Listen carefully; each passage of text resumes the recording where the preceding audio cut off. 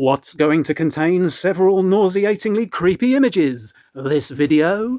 Welcome, or welcome back, to Monkey Boy's Toys, and to the item of seating furniture I have affectionately named the sofa. Thanks for joining me again. Here's a classic biro to look at. Now, this week I take a short leap out of my 80s comfort zone and land sprawling in the 70s. Luckily, the dusty nostalgia pillow of Rupert has broken my fall. And who, you may ask, is Rupert? Well, I shall remove the profound distraction of this biro and bring you a potted history of this peculiarly trousered character. Now, the items that have recently crossed my path and become nested are actually from the 70s, but the beloved British children's character Rupert Bear actually made his debut appearance in the Daily Express newspaper in November of 1920. Initially written and illustrated by human lady Mary Turtell, something like that. Rupert's purpose was actually to win sales from rival newspapers, the Daily Mail and the Daily Mirror.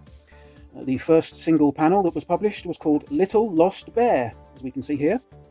Now, Mary T continued producing the strip until 1935, when the Ruperting was handed over to Alfred Bestall until 1974, with various artists and writers then continuing to bring us the character to this very day, making Rupert 105 years old, one of the most elderly children's bears, having been around before Winnie, circa 1925, Paddington, 1958, Yogi, also 58, and Bungle 1972, the terrible wanker. So, Rupert is a little bear who lives with his mum and dad in the fictional English village of Nutwood. In colour publications, he's drawn wearing a red jumper and a bright yellow checked pair of trousers with a matching scarf, making him a highly visible bear. Originally intended to be a brown bear, his colour was soon changed to white to reduce printing costs, although for some reason he was often shown on the annual covers as being brown. It's worth pointing out that these cover illustrations can be quite alarming, particularly this one, where he bears, pun intended, a significant resemblance to this terrible wanker. Now, as well as appearing in newspaper strips, Rupert annuals have been published every year since 1936, even during the paper shortage in World War II. There were also 46 books published in the original series by Mary T, and a number of other series since then. And there have been several TV series over the decades, some using puppets, some with still images, some animated. There's been a short film, even some video games, and a set of commemorative postage stamps. So, what did Rupert do? Well, sometimes he helped his mum in the kitchen or his dad in the garden, but most of the time he embarked on fun, harmless adventures with his pals, who, for the most part, were horrifying anthropomorphized animals that I always found creepy and disturbing. Now, there are too many of these additional characters to cover them all, but I would like to draw your attention to some of the more bizarre and sickening of them. Brace yourself. So Rupert has 4 main chums and a whole host of other friends.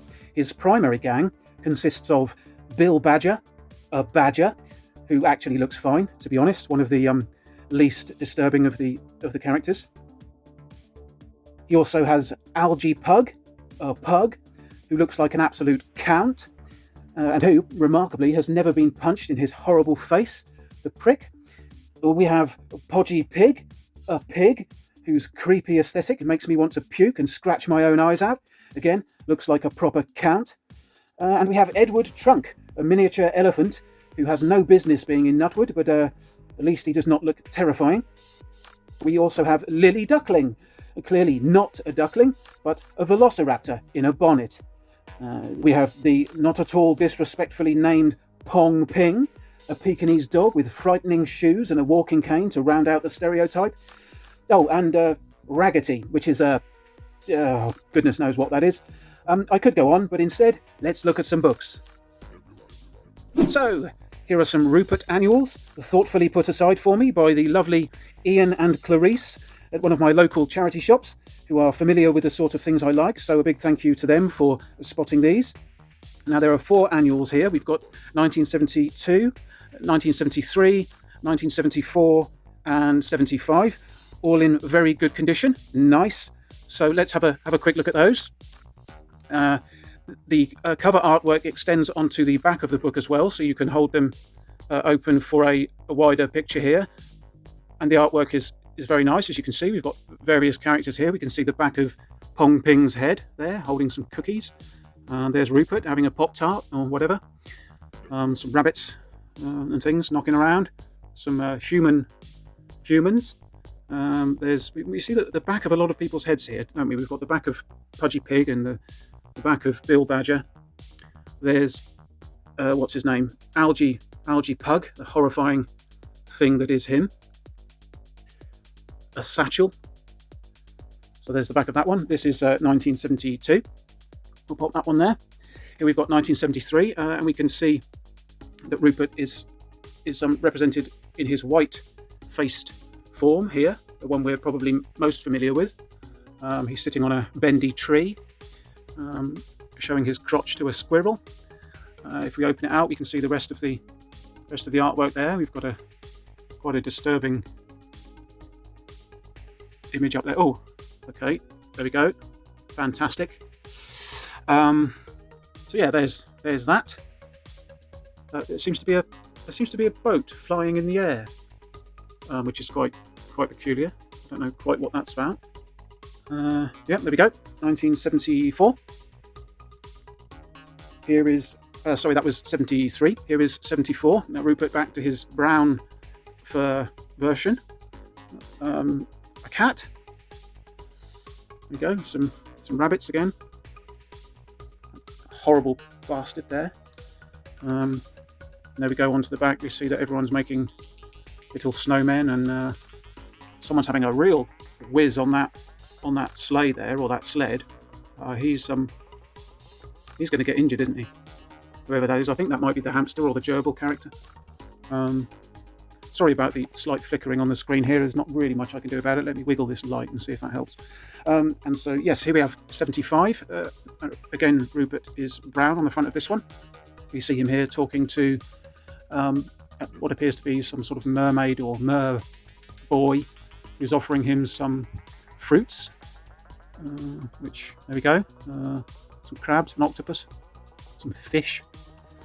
There we go. Here's the rest of the picture. There's that one. 1975. So let's have a quick look inside the books and see what we can notice.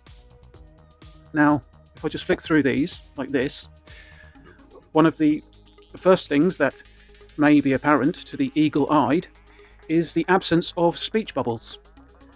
Instead, the stories and dialogue are presented both in sort of standard prose along the bottom here, and up above each illustration has been accompanied with a sort of rhyming couplet which summarizes the key events of the story. This isn't unique in just the Rupert books. This sort of way of presenting the stories in a dual format like this, but it's one of the best techniques in children's books, because it allows readers to enjoy the same story on sort of two separate levels of detail. I used to read the books in full, or rather the stories in full, to get an understanding of the events, and then I would read the poem version as a kind of bullet point synopsis. But I guess, you know, it's up to the reader how they choose to read the book. But I think this aspect of the book really adds to the value for the reader. It makes them more accessible and gives them a wider appeal.